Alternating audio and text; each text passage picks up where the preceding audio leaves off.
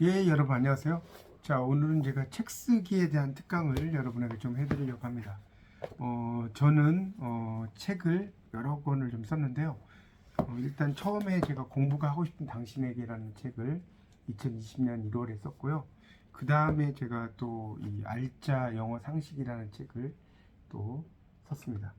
그리고 또 식물 교도소라는 책도 썼고요. 이거 위에도 이제 제가 탁상용 1일 5분 영어 명언 365 책하고요. 또 기적의 1분 영어라는 책도 썼고, 또 한영 시집도 번역을 했고, 한 6권 정도의 책을 출간을 했습니다. 그래서 제가 이제 책을 쓰는 어떤 방법에 대한 이야기를 여러분에게 뭐 간단하게나마 좀 해드리려고 합니다. 일단 처음에 책을 쓰려고 하면 정말 막막하죠. 어떻게 책을 써야 될지를 좀 알기가 쉽지가 않습니다. 책을 처음에 이렇게 쓰려고 한다면. 그래서 그 책을 쓰는 어떤 전반적인 이야기를 제가 좀 여러분에게 알려드리도록 하겠습니다. 일단 책을 쓰려면 가장 중요한 것은 여러분이 좀 이제 정리를 좀 이렇게 해 놓으셔야 돼요. 그 중요한 내용들을, 그런 것들을 잘 정리를 좀 하는 게 중요하고요. 이 책 쓰기는 정말 내 노력, 정성 이런 것들이 많이 들어가는 거고요. 책 쓰기는 보통 이제 원고를 한 40개 정도 정도를 써서 한 3, 4개월 내에 승부를 봐야 돼요. 이게 이제 뭐 늦어도 6개월 내에 승부를 봐야지, 뭐 책 쓴다고 해놓고 1년, 2년, 3년 걸리면 절대 책이 쓰지 않고요.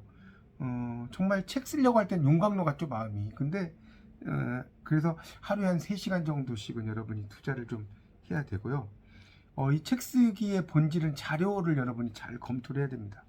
이 내가 쓰는 주제와 관련된 머티리얼을 잘 검토를 좀 해야 되고요. 이제 그런 걸 잘 검토하면서 나의 목차를 잡고 집필에 들어가는 거예요. 그러니까 처음부터 집필 들어가는 게 아니라 목차를 먼저 잡아야 돼. 목차는 어떻게 보면 그 뭡니까, 건축물의 설계도와 같은 거죠.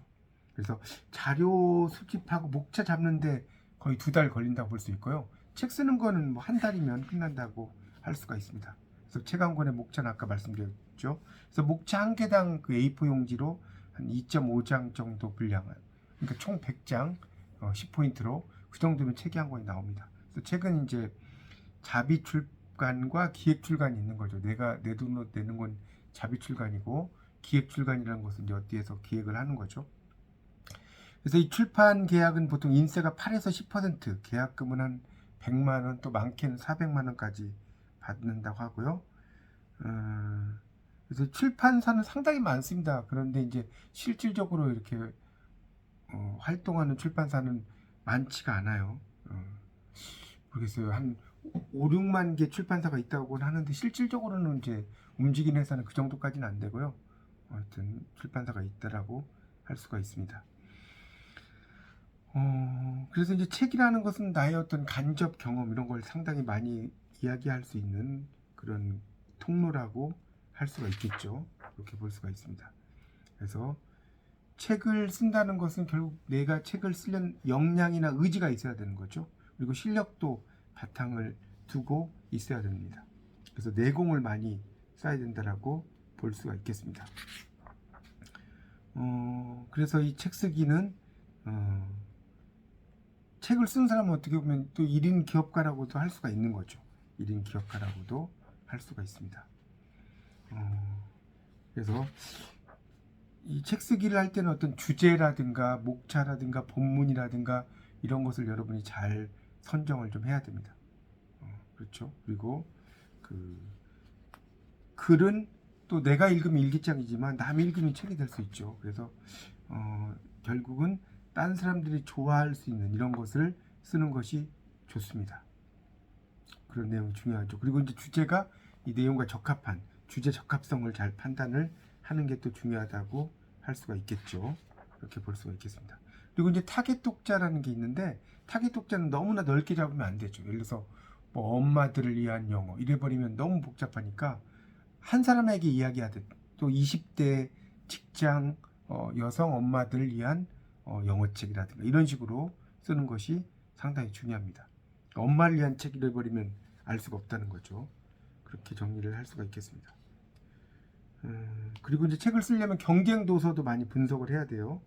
그런 그리고 주제와 목차를 잘 잡아야 되는데 그런 누가 읽을 것인지 타겟 독자를 잘 선정을 해야 되고 또 이 책은 쓸 때 가독성이라고 하죠. 리더빌러티. 그러니까 다른 사람들이 잘 읽을 수 있는 이런 주제로 쓰는 것이 중요하다고 할 수가 있겠고 또 대중성 있는 어떤 내용을 가지고 책을 쓰는 것이 상당히 중요합니다. 그리고 내가 좋아하는 걸 쓰지 말고 대중들이 좋아하는 걸 가지고 써야죠. 그러니까 이 책은 어떻게 보면 이렇게 누워서 나를 좀 사주세요라고 이렇게 홍보하는 거죠. 그러니까 여러분이 책을 사서 이렇게 가져가시는 거겠지만 그렇죠? 이렇게 바닥에 이렇게 누워 있는 겁니다. 책은 이렇게 바닥에 누워 있는 걸 여러분이 잘 사셔야죠. 그러니까 제목도 특히 중요하겠죠. 저도 이제 이런 알짜 영어 상식, 식물 교도소, 그다음에 공부가 하고 싶은 당신에게 뭐 이런 여러 개의 책을 썼는데 그런 제목을 또 잡는 게 중요해요. 제목 같은 경우는 내가 잡을 수도 있고요. 출판사에서 이렇게 잡아주기도 합니다.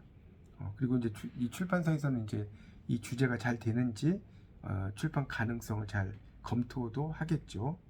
그렇게 볼 수 있고 이 출판사를 선정할 때는 좀 이제 대형 출판사를 선정하는 게 좋겠죠. 가능하면 대형 출판사가 이제 홍보 능력도 있고 뛰어나니까 그렇게 볼 수가 있겠습니다. 이제 그런 내용들을 가지고 이제 제가 이제 일반적인 이야기를 했고요. 조금 더 이제 제가 세부적인 이야기를 하나씩 해드리도록 하겠습니다. 감사합니다.